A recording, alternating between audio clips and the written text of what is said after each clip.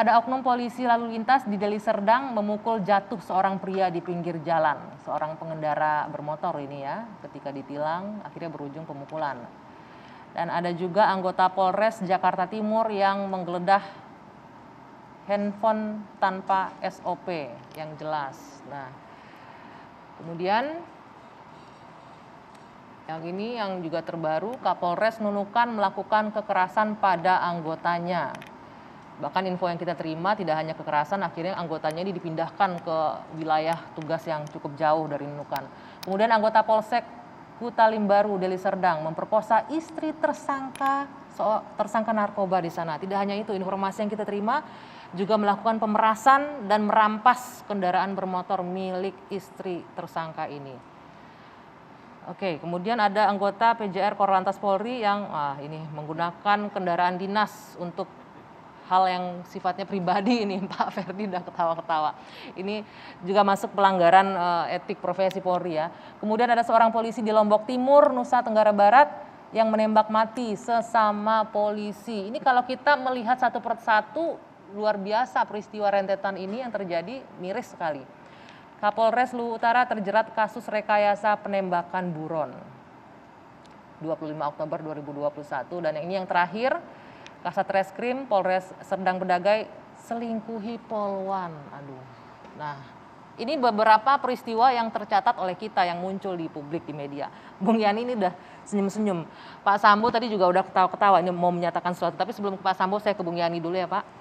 Apa tanggapan Anda? Jadi kalau kita lihat laporan ya, tahunan ya, Komnas HAM ya, juga membuat laporan itu memang dari 2016 sampai 2020 itu. Maaf, mic-nya boleh? Dari 2016 sampai 2020, Komnas HAM itu mencatat memang lembaga kepolisian RI ini peringkat yang tertinggi pelanggaran HAM seperti itu.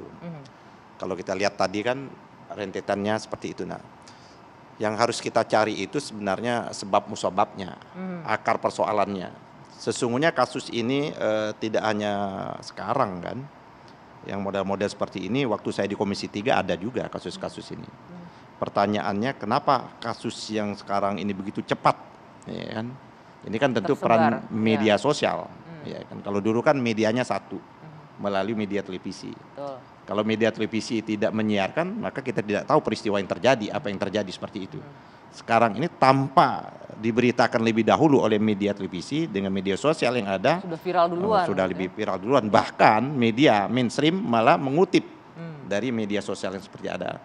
Nah, kalau saya ingin melihat ke akar persoalannya ya, kita sama-sama tahu kilas balik perubahan ya paradigma kepolisian ini dengan Undang-Undang Kepolisian Nomor 2 ya tahun 2002 itu adalah dalam rangka untuk mengembalikan kepolisian ini menjadi aparat sipil yang diberikan kewenangan dalam proses penegakan hukum, dalam proses untuk menjaga ketertiban, tapi juga ada yang disebut dengan, mungkin Pak Ito masih ingat pada waktu Pak Ito Kabar Reskrim ya, saya di Komisi 3, saya sering mengatakan polisi itu kan P3, ya kan, bukan partai saya dulu P3, tapi polisi itu P3 adalah pelayan, pelindung, dan pengayom. Nah, mari kita lihat di dalam pasal 2 itu ya. Di dalam pasal 2 Undang-Undang Kepolisian itu, fungsi kepolisian itu kan adalah memelihara keamanan, ketertiban masyarakat, penegakan hukum, pelindung, pengayom, pelayan, dan kepada masyarakat ini. Pasal 2 ini menjadi.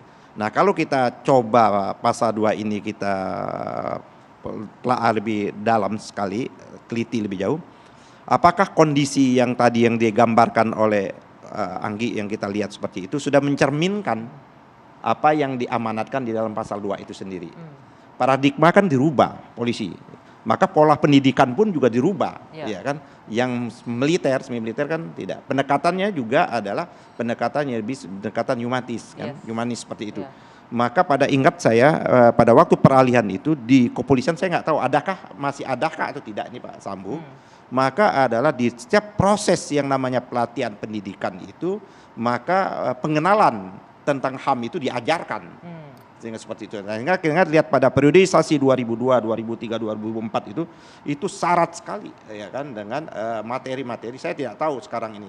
Kalau kita Pada lihat waktu saya di Komisi hasilnya, 3, saya Komisi 3 kita terus seperti itu. Oke, Maka ada 3 titik, kalau kita melihat kepolisian itu ada 3 kata kunci ya.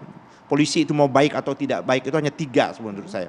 Pertama adalah dilihat dulu proses rekrutmen dari sejak awal ini. Rekrutmen ini mulai proses pendidikannya dan lain sebagainya seperti itu, mulai jenjangnya. Pertanyaannya proses rekrutmen di kepolisian ini mulai dari rekrutmen awal pendidikan sampai pendidikan yang berjenjang itu udah clear atau belum? Itu akan atau jangan-jangan ada nanti. masalah di proses itu sendiri.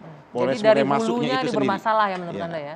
Terus yang kedua adalah di sektor yang namanya ini tempatnya Pak Peri ini kan yang melakukan pengawasan di Propam ya kan, Propam ini kan Propam ini sampai juga.